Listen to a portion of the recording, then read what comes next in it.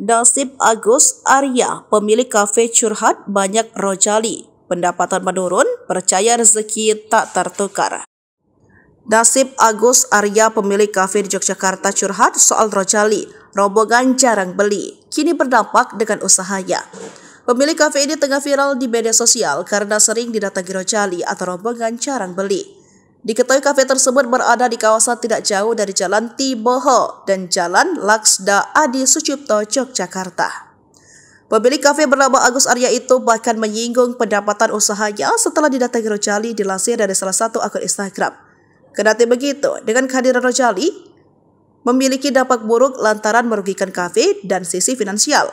Semakin kesini semakin agak meresahkan, kata Agus. Bayangkan misalkan dalam 1 tahun untuk kedai kopi yang segmennya mahasiswa, ada beberapa bulan harus dimaksimalkan dan ada beberapa bulan yang harus sabar tambahnya. Menurut Agus, keberadaan para rojali ini bisa membuat kafenya kehilangan calon pelanggan yang kemudian berpengaruh pada pendapatan. Apalagi jika para rojali ini datang di kala bulan-bulan sepi pengunjung.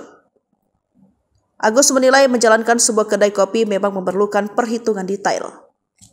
Usai viral, pemilik kafe bernama Agus Arya itu pun tetap percaya bahwa rezeki tidak akan tertukar dan berubah. Menanggapi hal itu, terbaru Agus pun berterima kasih kepada warganet yang telah memberikan saran-saran terhadap usaha kafenya.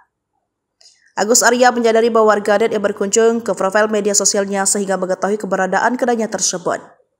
Kendati demikian, Agus tidak mempermasalahkan kedainya diketahui banyak orang. Agus percaya rezeki sudah tertakar dan tidak akan tertukar.